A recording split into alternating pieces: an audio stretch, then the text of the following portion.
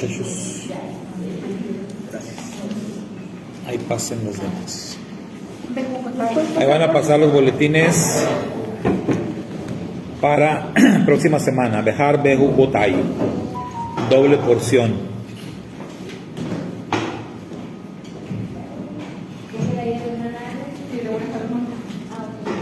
Contesten su test.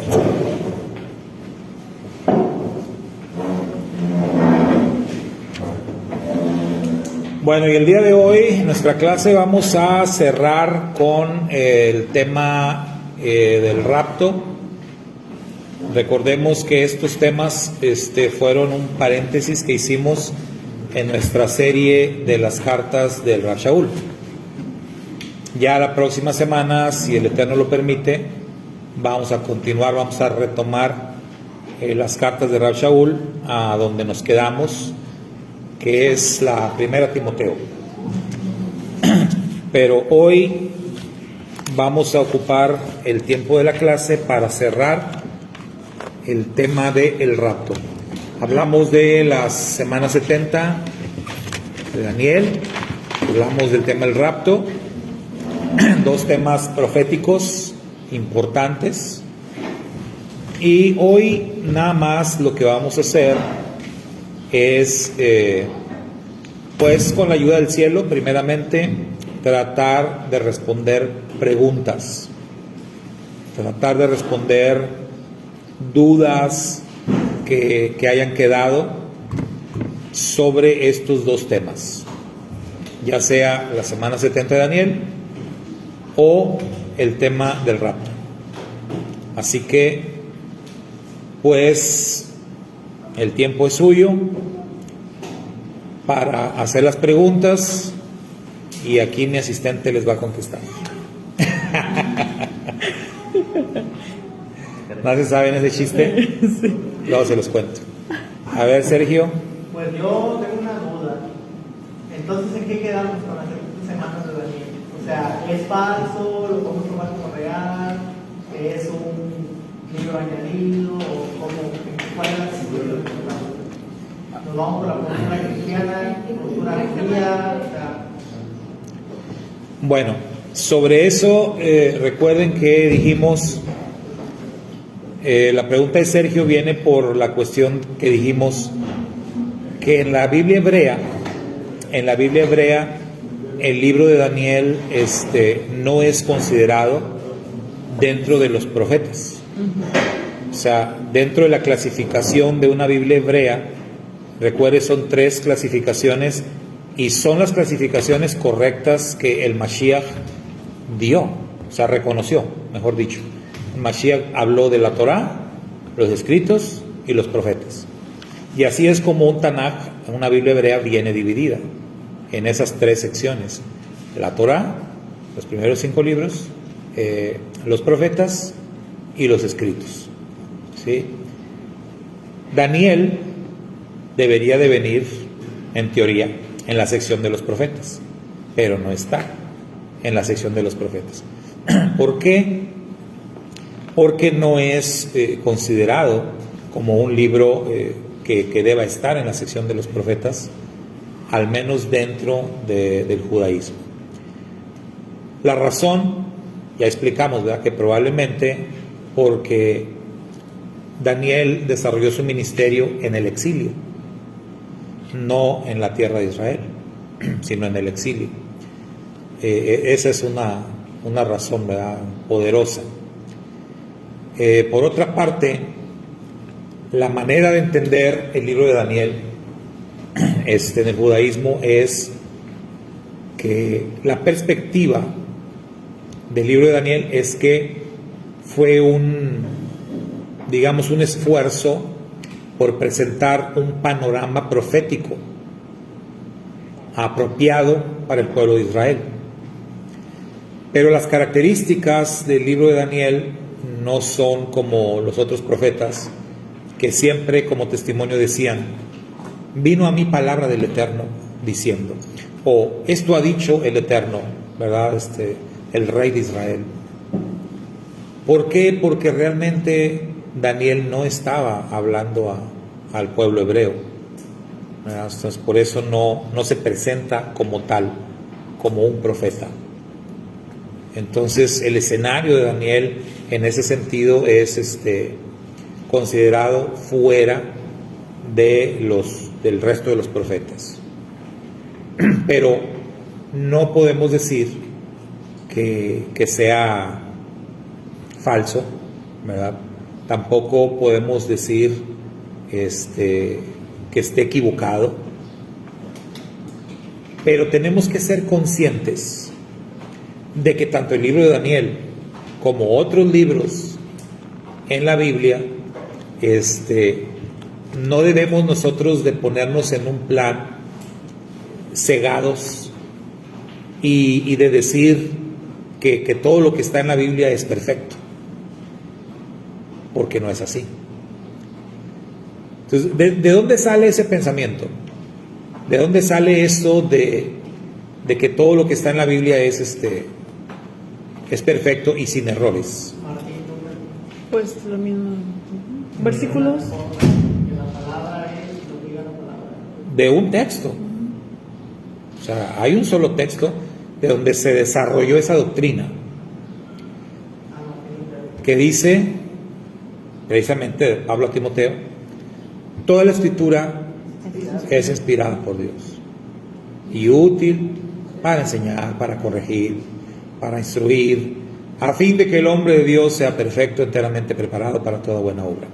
Y de ahí se hizo una doctrina que se conoce como la inspiración de la Biblia. De ahí se desarrolló. Si algo hemos aprendido nosotros es que no es bueno desarrollar doctrinas en base a un texto. Nunca va a ser bueno. Y cuando leemos ese verso en otras, porque esa es la Reina Valera, cuando lo leemos en otras versiones, sobre todo en la versión griega, que es la de más autoridad, saben que el texto no dice así. El texto no dice toda la escritura es inspirada por Dios, porque así, si lo leemos así, pues sí tenemos que aceptar que toda la escritura es inspirada, pero no. El texto griego, los manuscritos más antiguos dicen toda escritura inspirada por Dios es útil. Pues cambia, ya no es lo mismo. Toda escritura inspirada. Entonces, no todos los escritos son reconocidos como inspirados. Ahora, ya hablamos del canon, el canon del Antiguo Testamento, el canon del Nuevo Testamento. ¿Quién decidió el canon del Antiguo Testamento? Pues ahí sí, los judíos, el Sanedrín, etcétera. Pero no todos de acuerdo. Sabemos que los saduceos solamente aceptaban como palabra del Eterno la Torá. Los saduceos no te aceptaban ningún otro libro, nada más la Torá. A los fariseos sí aceptaban el resto del Tanaj, pero había muchos otros libros. Hay libros que son mencionados dentro de la Biblia, como el libro de Jasón, como el libro de Enoc, como los libros algunos libros de, ¿cómo le llaman?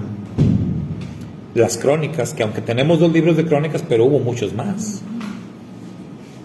Hay muchos testimonios internos de la Biblia que dicen, lo demás que hizo el rey, ¿acaso no está escrito en el libro tal? Y hicimos, pues ¿dónde está aquí? No está. Entonces hubo muchos otros libros. El mismo Nuevo Testamento dice que hubo muchos libros que se escribieron. No tenemos acceso a ellos. La historia dice que nosotros nomás tenemos un libro de Apocalipsis. La historia de la iglesia cristiana revela que hubo más de 300 o no sé cuántos libros que se escribieron del mismo tipo de profecía como el Apocalipsis. pero nosotros no tuvimos acceso a ninguno de ellos, porque el canon lo decidió el catolicismo. Entonces, ¿qué sacamos aquí de importante? O sea, nos tenemos que quitar un poquito eso de toda la escritura es inspirada por Dios. Nos tenemos que quitar un poquito de nuestra cabeza eso de que la Biblia no tiene errores, porque sí los tiene. Sí los tiene, y no se digan las traducciones, ¿verdad? Por montones de errores, lamentablemente.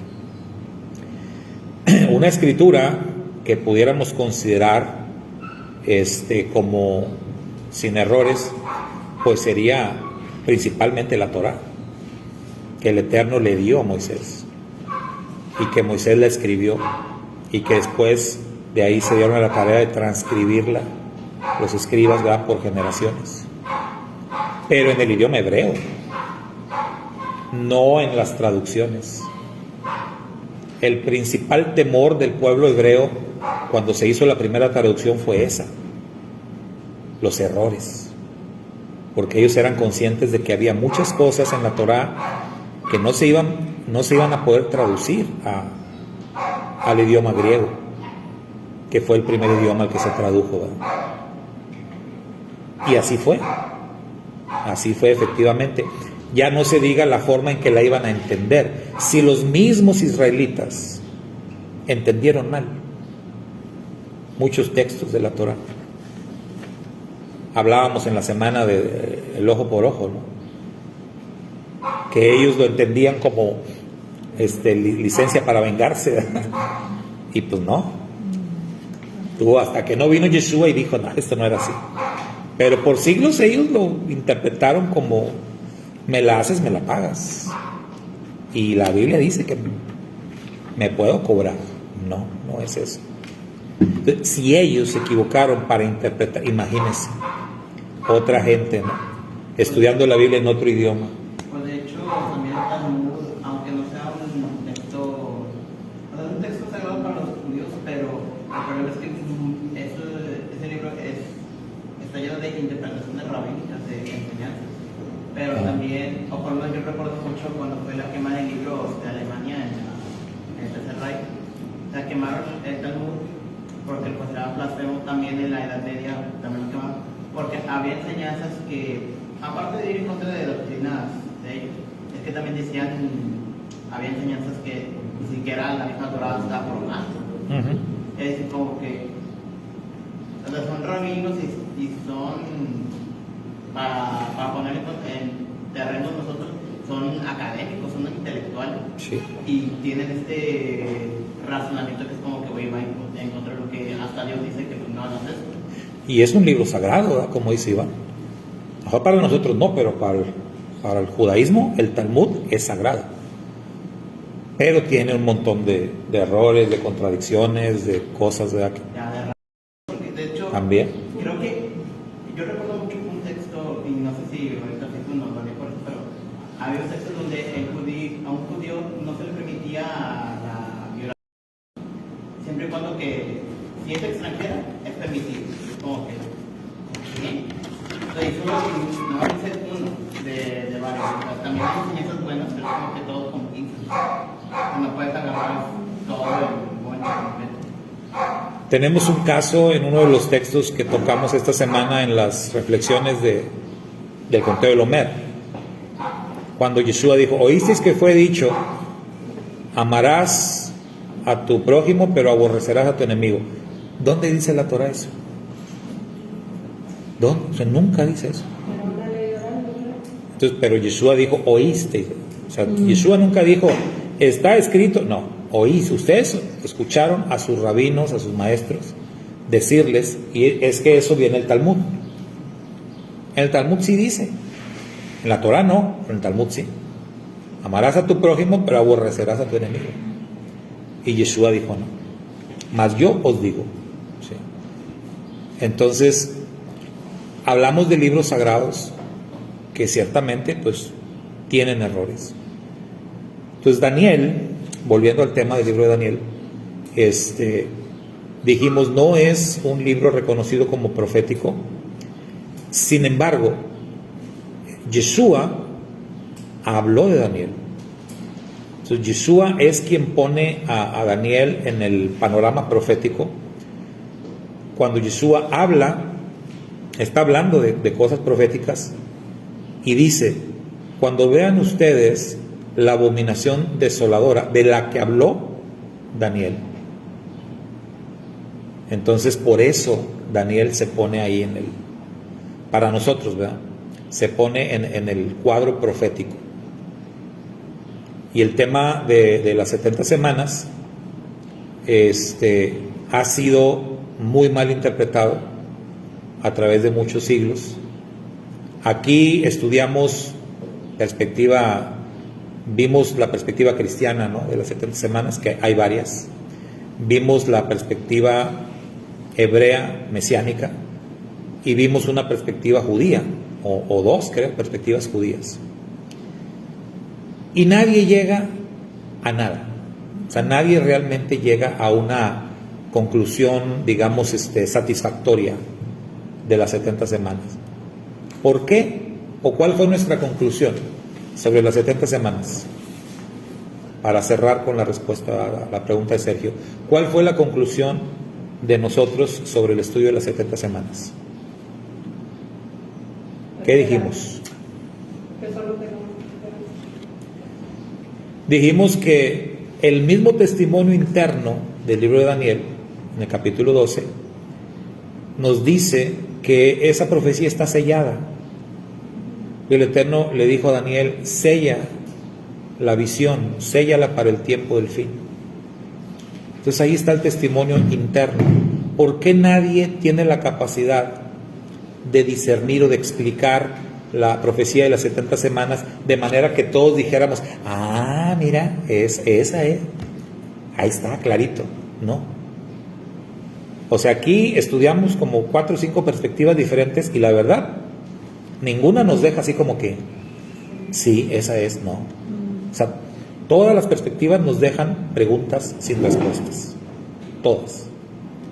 La respuesta es esa, es una profecía sellada para el tiempo del fin.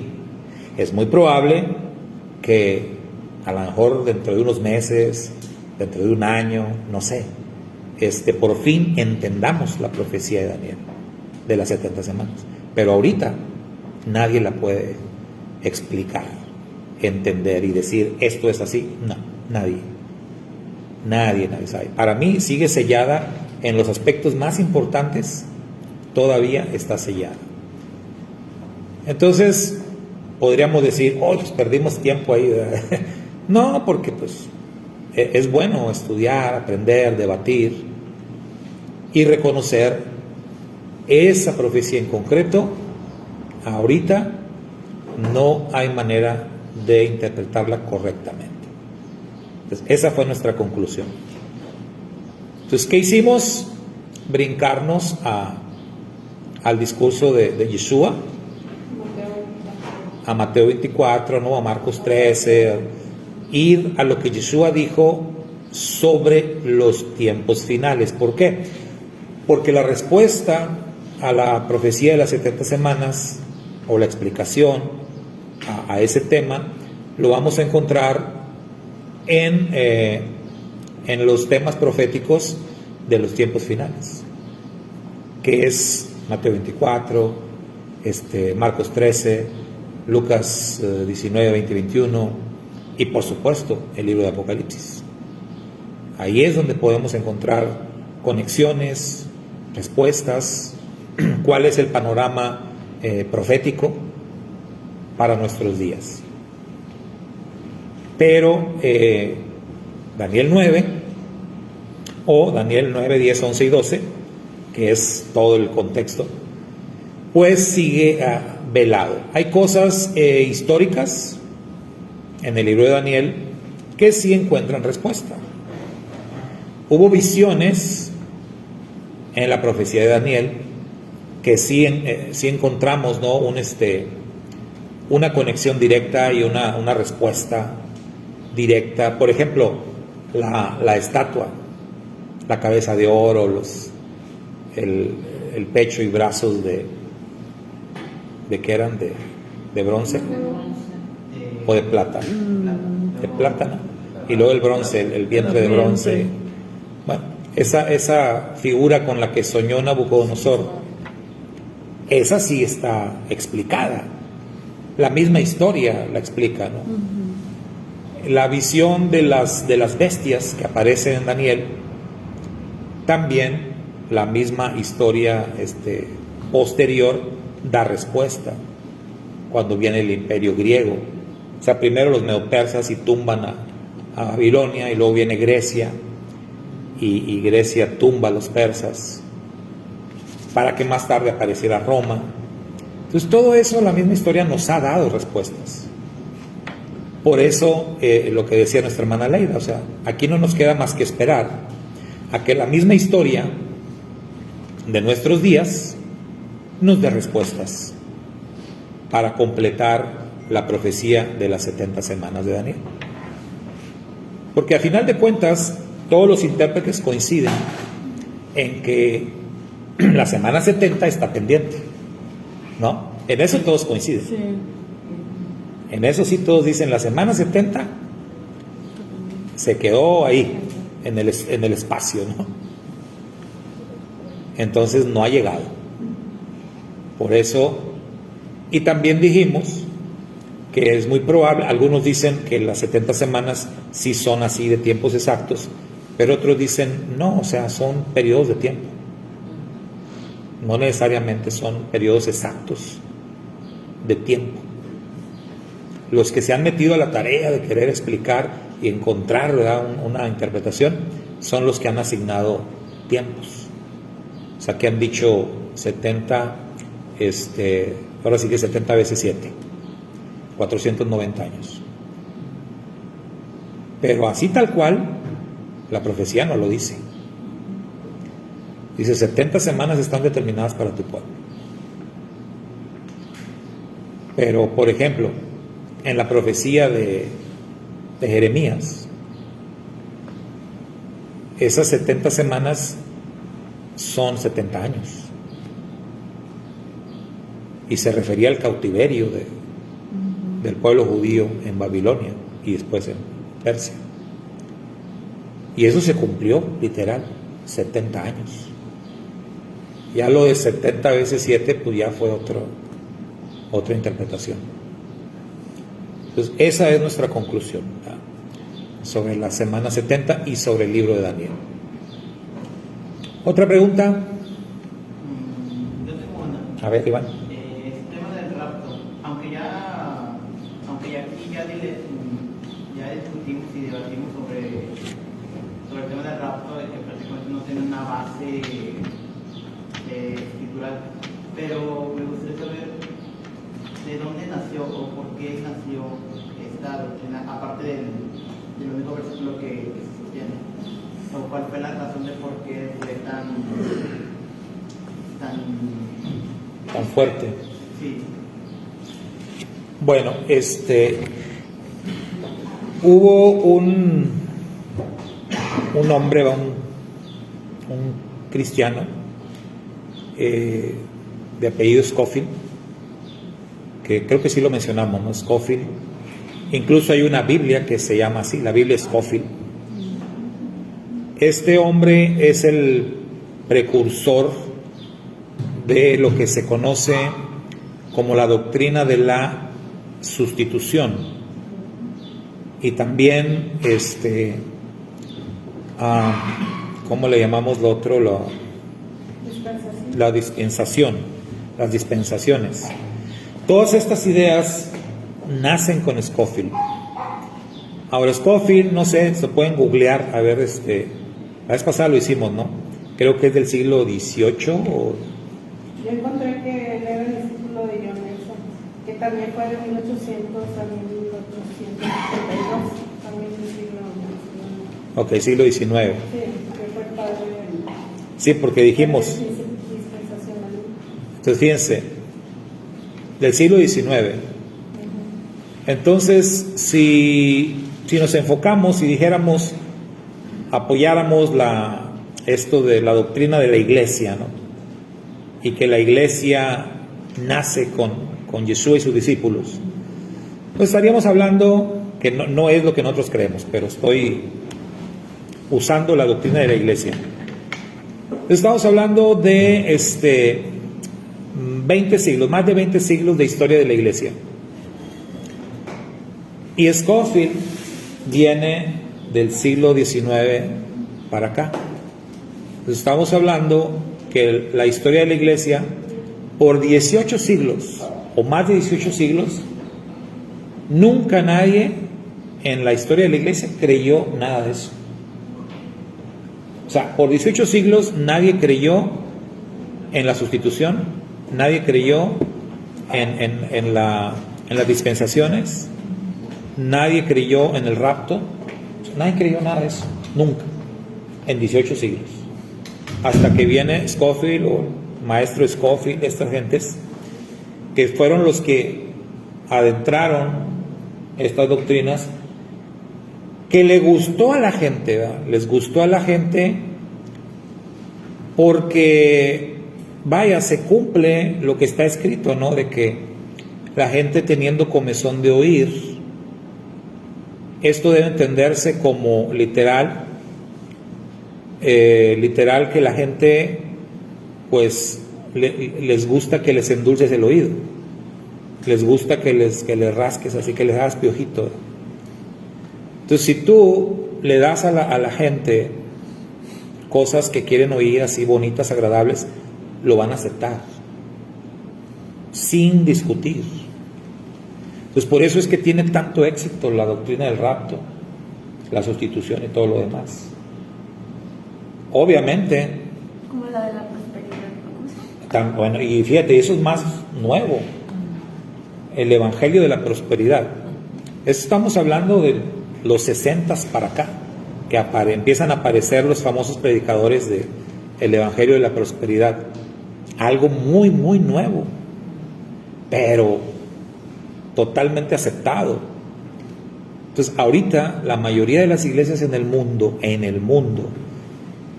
se mueven por eso. Las llamadas mega iglesias, usted póngale ahí, ¿y qué es lo que les predican a las mega iglesias? Pura prosperidad, puras cosas que a la gente le encanta oír. Llévales un predicador que les empiece a hablar de los mandamientos o que les empiece a hablar contra el pecado y todo. No, ese no lo quieren oír. Y casi siempre son grupos que se separan, o sea, del grupo donde estaban. En el caso de Darby, el maestro Scofield, dice que él era anglicano, pero se separó y creó, pues, o sea, se hizo protestante. Entonces él creó todo esto de la dispensación, de la tribulación. Entonces, o sea, como que es tienen que hacer como que algo wow para tener seguidores. Exacto. Y otra vez empezar, es lo mismo de la prosperidad. Pues de hecho, sí. Hay muchos casos por lo menos más en Estados Unidos, que gran parte a veces de las iglesias son estafas piramidales, como que reclutan seguidores, pero para alimentar como un engranaje de riqueza, pero para los dueños, para los que son líderes, y comenzar a... Sí, o sea, nunca se descarta, ¿no? Todo el tema también de la cuestión económica que lamentablemente, pues, lo hemos visto, ¿no? Es algo que está ahí y que por algo la misma Escritura advirtió, ¿verdad?, de que no se debía de hacer negocio.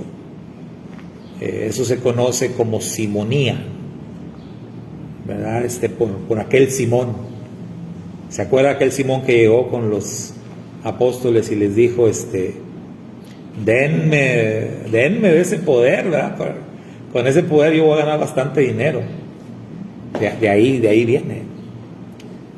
Entonces, ¿se acuerda? Pedro le dijo, tu dinero perezca contigo. O sea, este poder no es para hacer negocio. Pero muchos lo han agarrado para hacer negocio. Y les ha funcionado muy bien.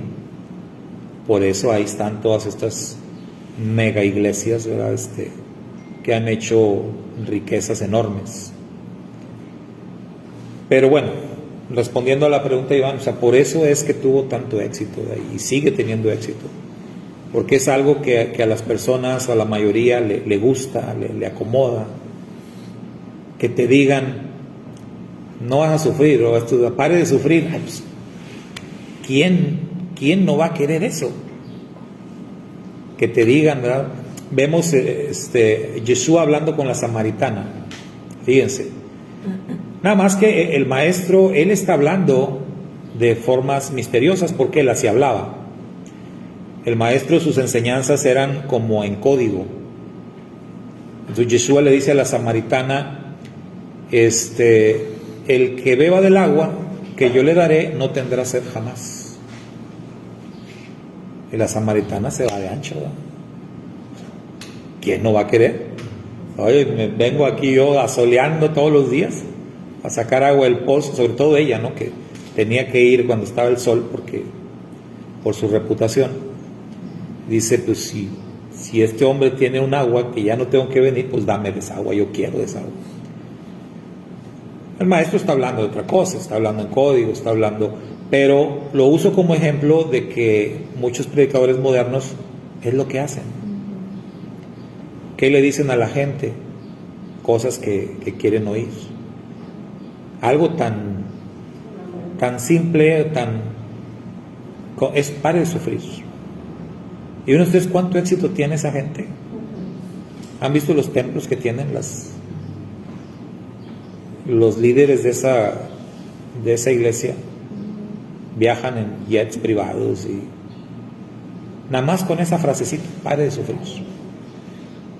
Y si tú me mandas ahorita no sé qué tanto dinero y te mando este aceite de la unción traído de Israel, y puras mentiras, de la santa unción, y la gente se cree y pagan lo que sea. O sea, es tan fácil, ¿no?, engañar a las personas, pero bueno, el Eterno tenga misericordia de la gente que hace eso, ¿no? Pero ese fue el éxito, como bien dice mi hermana Leira, ¿verdad? Pues ahí se le ocurrió, dijo, con este mensaje la pegamos, ¿no? Y todos los grupos han sido así. Ahí están los mormones, ¿no? Los mormones también son un grupo poderosísimo, son dueños de la Pepsi, ahí en ese. Es un grupo muy poderoso. Pero cuando los mormones empezaron, ¿cómo empezaron? El inicio de su mensaje. ¿Sí conocen el mensaje de los mormones? El tema de Estados Unidos es la tierra prometida. O sea, es digamos ¿cómo se diría? Un clon o una versión chafa o pirata, ¿no?, de la misma Biblia, el libro del Mormón. Y Joseph Smith, que se le apareció un ángel, no me acuerdo cómo se llama, pero se le apareció un ángel y con unas planchas de oro y con el mensaje para el libro del Mormón, y que le dijo que no, pues ahora sí, los mormones, fíjense, los mormones lo que hicieron fue aplicar la misma que aplicó el cristianismo y que aplicaron los seguidores de Scofield. O sea, los judíos fallaron como pueblo y fue necesario levantar un nuevo pueblo que es la iglesia. Luego vienen los mormones, muchos siglos después, y aplican la misma. La iglesia falló. La iglesia falló y ya Dios desechó la iglesia. Entonces ahora es necesario levantar una nueva iglesia, que es la iglesia de Jesucristo de los santos de los últimos días. Y ya no dieron chance para que se levante otra, ¿verdad? Bien listos.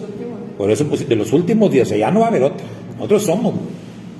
Pero ahí ellos ya se llevaron a Israel y se llevaron a la iglesia cristiana y los dejan fuera y dicen, nosotros somos los de los últimos días. Y mucha gente se la cree y dicen, sí, mira, tiene sentido. Pues sí, porque si Dios desechó a Israel, ¿por qué no va a desechar a la iglesia? Nunca pensaron en eso, ¿no? Los de la doctrina de la sustitución. Porque si tú estás diciendo que Dios es cambiante y que Dios escogió un pueblo y después lo desechó, ¿qué te hace pensar que no te va a desechar a ti? Y para afuera la iglesia, ¿no?, cristiana. Entonces, en ese En ese panorama, pues los mormones serían los buenos, digo, si les creyéramos. Pero ellos van más allá, porque entre líneas te están diciendo que si Dios desechó a la iglesia, también desechó a Jesucristo. Y ahora hay necesidad de un nuevo profeta. Y ese es el mentado Joseph Smith, es el nuevo Mesías, un nuevo profeta. Y es el mensaje de los mormones. ¿Éxito? Pues claro, nada más vean los templos de los mormones. Échenle un ojo y ahí se ve si son exitosos o no. Y tienen templos en todo el mundo, enormes, bien bonitos. Y podemos seguir hablando, ¿no?, de grupos, pero todos tienen esa misma característica que decía mi hermana Leida. O sea, se levanta un nuevo grupo y tienen que idear algo atractivo para jalar gente, porque ellos están saliendo de otro grupo. Los testigos de Jehová, llamados en un principio russelistas, seguidores de Russell, fue su líder, ¿no?, el primer testigo de Jehová. Pero ¿de dónde salió Russell? Frank Russell. ¿De dónde salió? Él era adventista. Era adventista, pero pues no estuvo de acuerdo ya con Elena G. White y con otros adventistas, y él comienza su propio grupo y le llamó los estudiantes de la Biblia primero, por mucho tiempo, hasta que adoptan el nombre de los testigos de Jehová. ¿Les ha ido bien a los testigos de Jehová? Sí. ¿Cómo decir que no? Sí, les ha ido bien. Pero volvemos a lo mismo. O sea, todos han sido grupos que se han salido de un grupo que pertenecían anteriormente. Pues hasta lo de Martín Lutero, o sea, fue más dulce lo de gracias, siempre gracias, siempre todo eso. Digamos novedoso, ¿verdad? Novedoso. Una novedad que en ese momento golpeaba a la iglesia tradicional y que le ofrecía a la gente que no tenía dinero una esperanza.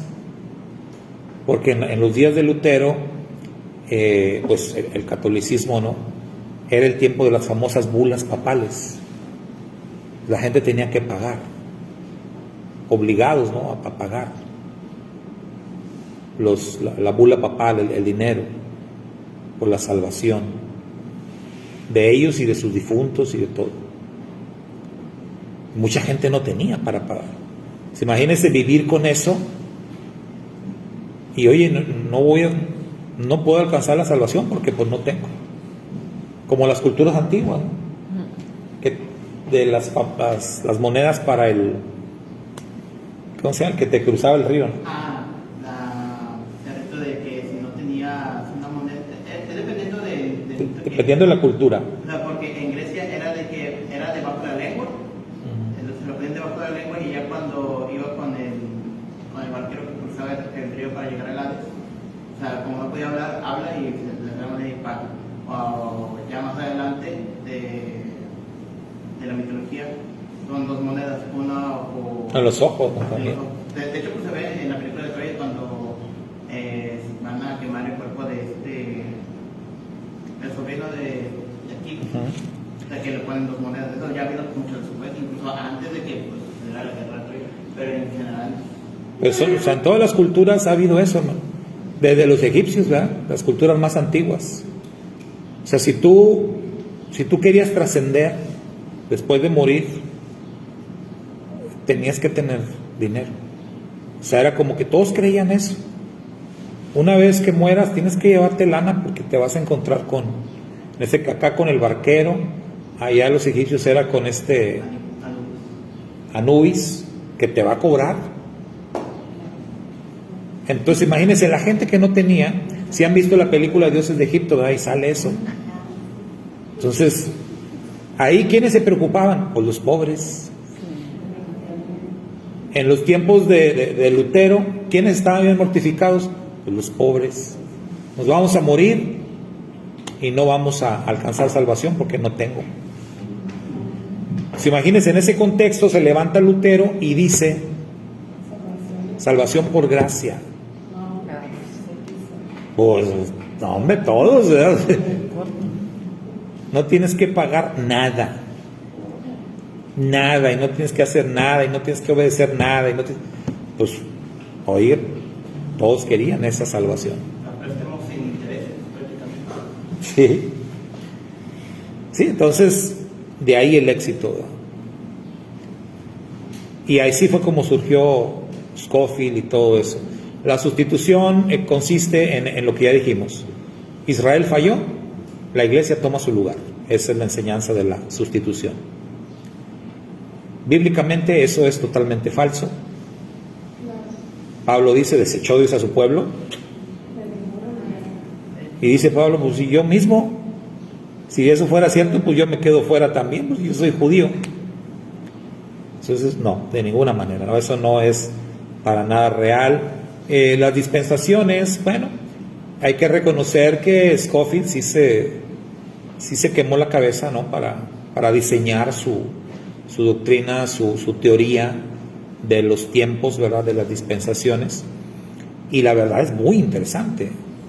Yo lo he estudiado y es muy interesante, pero tiene muchos puntos muy débiles, eso de las dispensaciones.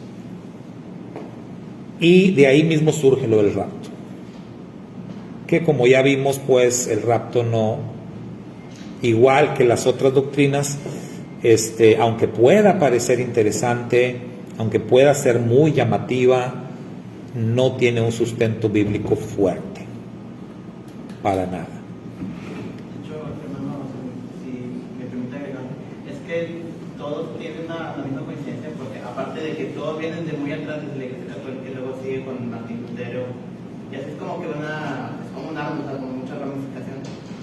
Pero algo que estoy notando es que tanto en la Iglesia Católica y para cuando ya dice que con Martín Lutero, es que no había acceso a las escrituras.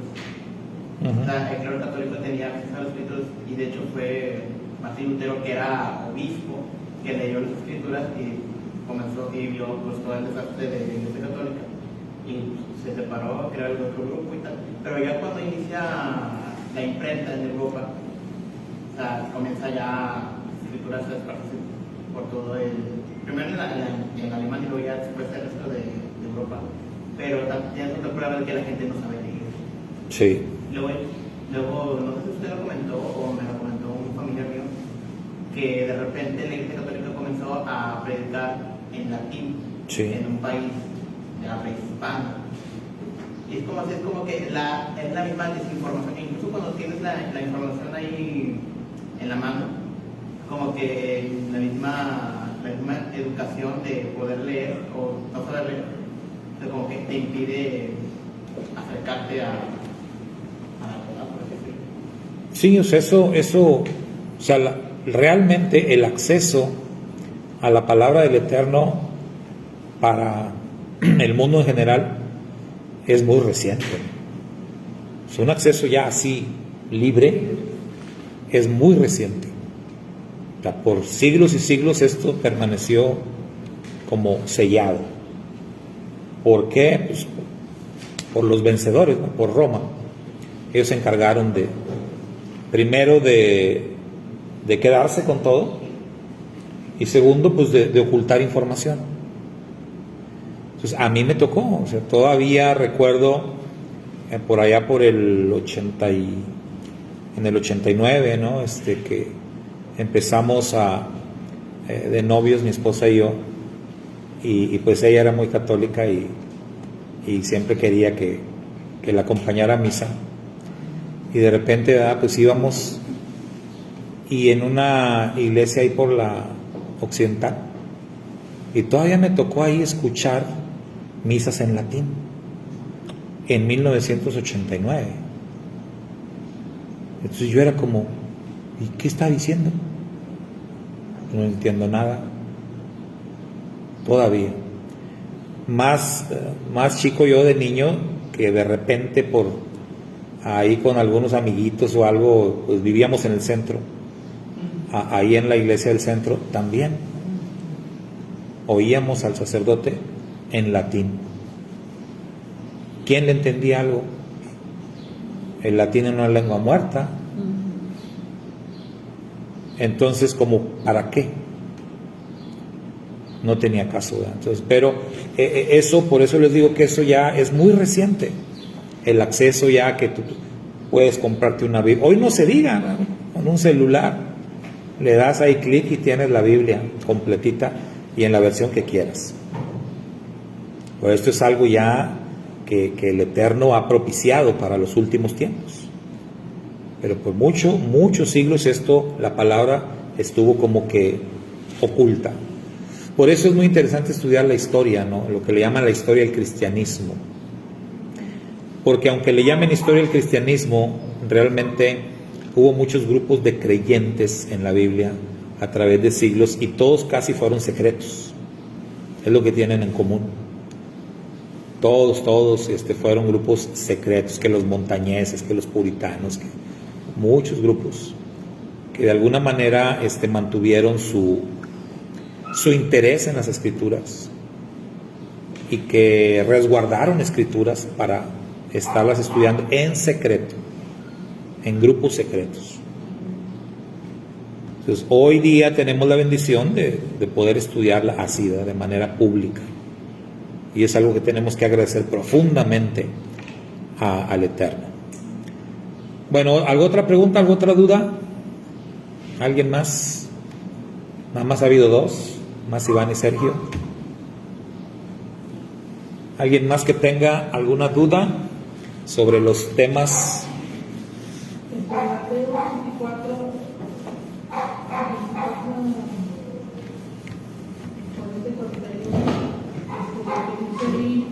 eso puede decir a la persona que saca esos papeles, para decir que sí va a bajar. A ver, ¿qué dicen? ¿Qué dice Mateo 24, 40 y 41? Dijo, ¿verdad? Entonces están dos en el campo y el uno será tomado y el otro será dejado. Dos mujeres estarán moliendo en un molino, la una será tomada y la otra será dejada. Ok. Ahí lo que podemos argumentar siempre, hermanos, acuérdense, el contexto. Siempre.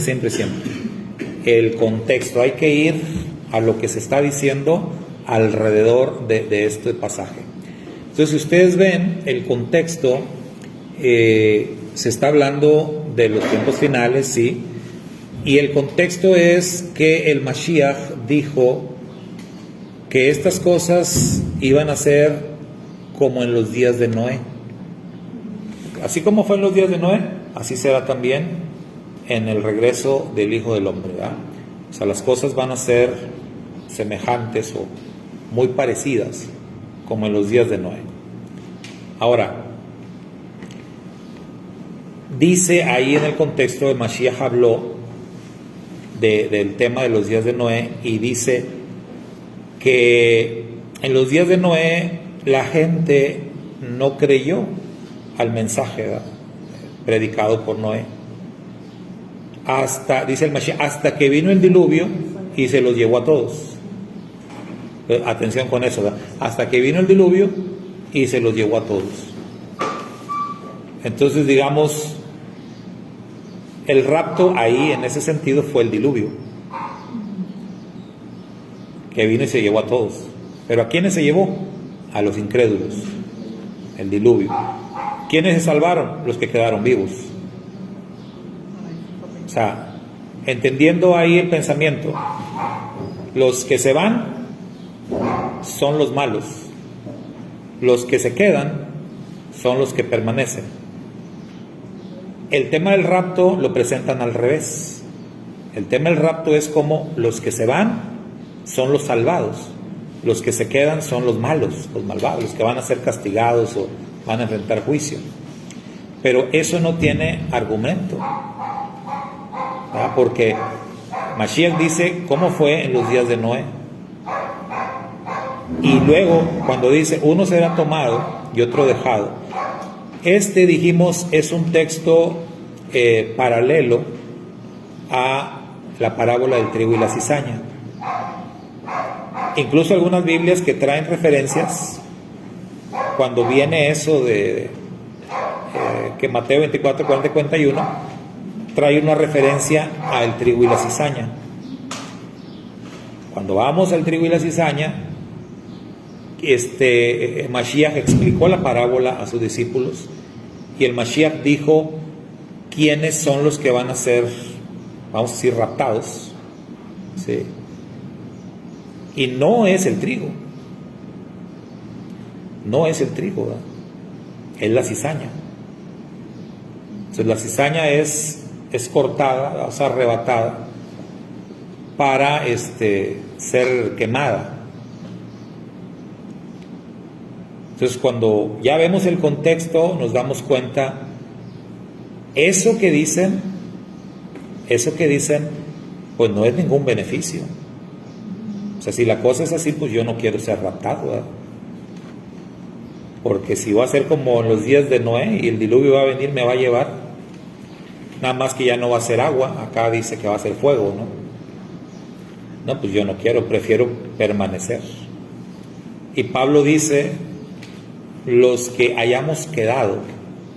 Pues también tenemos que preguntarnos por qué Pablo dice los que hayamos quedado.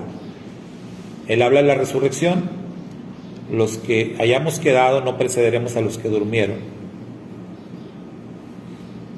Algo va a pasar en esos días. Algo muy grande, ¿verdad?, va a pasar, y es de lo que habla Apocalipsis, de los juicios que vienen. Si se fijan, cada uno de los juicios de Apocalipsis es que se está llevando gente, pero de a montones.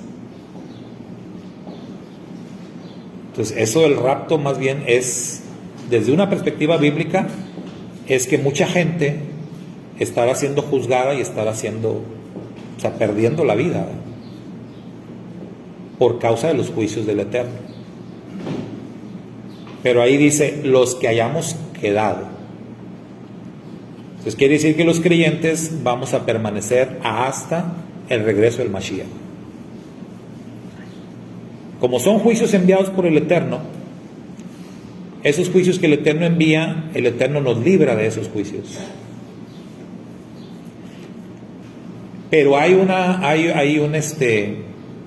un aspecto diferente, que es la tribulación, la persecución, porque esa persecución el Eterno lo permite, pero no viene directamente del Eterno, viene de parte de la bestia.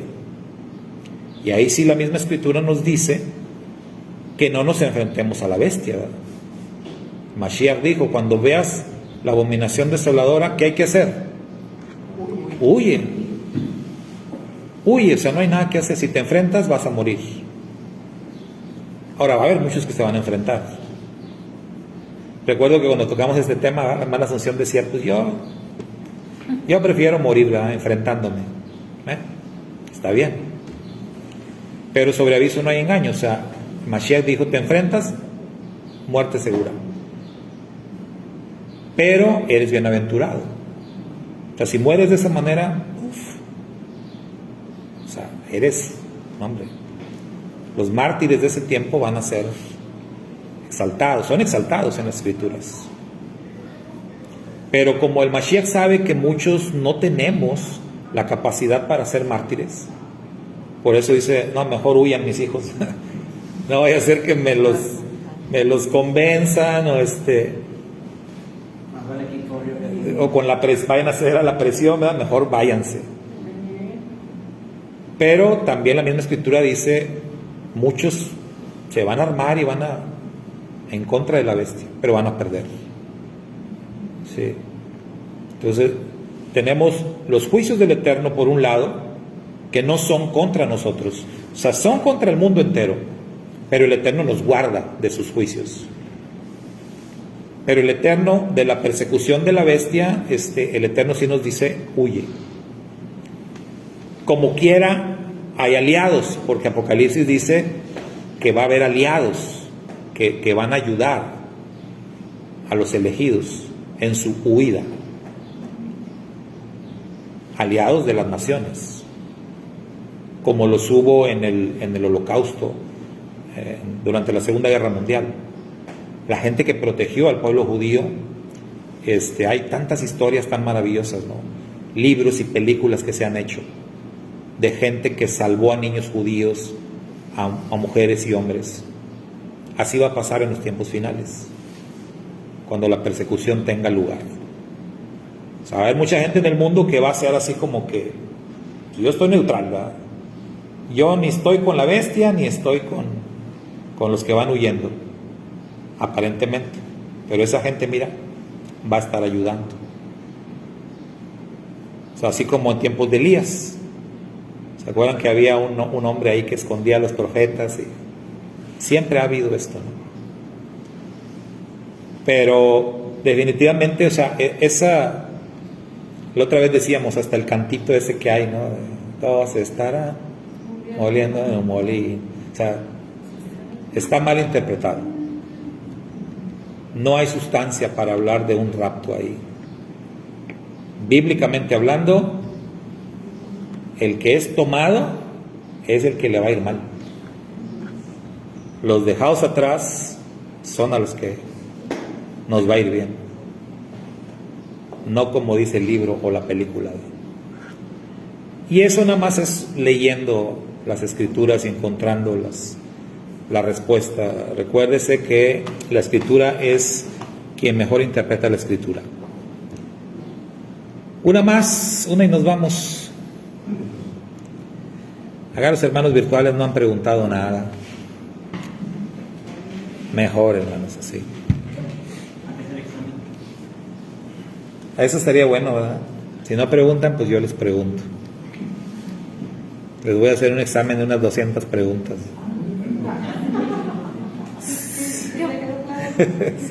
¿En qué parte de la última semana se manifiesta el anticristo? Así ya, en Antimashiach.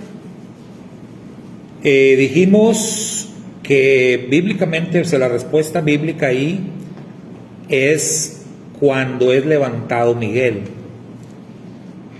Ahí, justo ahí, el antimashiach, digamos, se destapa, ¿verdad? Porque ya está, ¿verdad? Leíamos ahí en ¿dónde fue? Tesalonicenses. Leíamos sobre el misterio de la iniquidad. Y fíjese, ahí sí vemos que la Biblia habla de que el trabajo que hace el antimashiach, o sea, el hombre de perdición o el hombre de pecado, todos los nombres que se le dan ahí, ¿no? Dice que está operando en secreto. Entonces, nunca la Biblia habla de un rapto secreto, pero sí habla de una operación secreta de parte de la bestia. Dice, la bestia ya está operando, nada más que lo está haciendo secretamente. Pero luego dice, pero llegará un momento en donde lo va a dejar de hacer secretamente. ¿Cuándo? Cuando el protector se ha quitado. Y ahí conectamos con Daniel 12, que dice que Miguel, el defensor del pueblo de Israel, será levantado en los últimos días. Y al ser levantado Miguel, de alguna manera es como que el pueblo elegido se queda sin su protector, y en ese momento justamente es cuando la bestia se destapa, como que dice, okay, me están dando chance, ¿eh? Como el libro de Job. Muchos dicen que el libro de Job es un libro profético, presenta un panorama profético, que es como una poesía. Incluso hay quienes dicen que la historia de Job no es real, ¿verdad? Que es un lenguaje figurado para darnos una enseñanza profética. Y si fuera así, por lo que vemos en Job es que el Satán en determinado momento le dice al Eterno, dame chance, ¿no? O sea, suéltamelo tantito, porque el Satán no puede hacer nada si el Eterno no le da permiso. Pero hay un momento donde ya el Eterno le dice, ok, está bien, hazle lo que quieras, pero respeta su vida. Y es donde Satán se va con todo contra Job. En los últimos tiempos dice la escritura que el Satán se deja venir con todo a la tierra. Dice que sabe que tiene poco tiempo. Ahora, ese poco tiempo es el mismo del que habla Mateo o Lucas, cuando dice que el tiempo de la persecución va a ser acortado por el Mashiach. Entonces, realmente ese tiempo no sabemos cuánto va a durar. Muchos dicen 7 años, no, 3 años y medio, no sabemos, porque dice que el tiempo lo va a acortar por amor a los escogidos, porque la cosa va a estar tan dura que el Eterno decide acortar ese tiempo. Y la escritura dice en Apocalipsis, el diablo sabe que tiene poco tiempo, va a tratar de aprovecharlo, ¿sí? Lanzando su persecución. Entonces, el sistema del mal, dragón, va a utilizar a un personaje que llamamos el antimashiach, el anticristo, y que, retomando la escritura, dice, ya está operando, ahorita seguro ya está, ya anda por ahí, pero no sabemos quién es. ¿Cuándo vamos a saber quién es? Cuando Miguel se ha retirado. Y eso es algo que nosotros, o sea, ¿cómo vamos a saber que Miguel ya fue retirado? ¿Cómo piensan ustedes que nos podemos dar cuenta?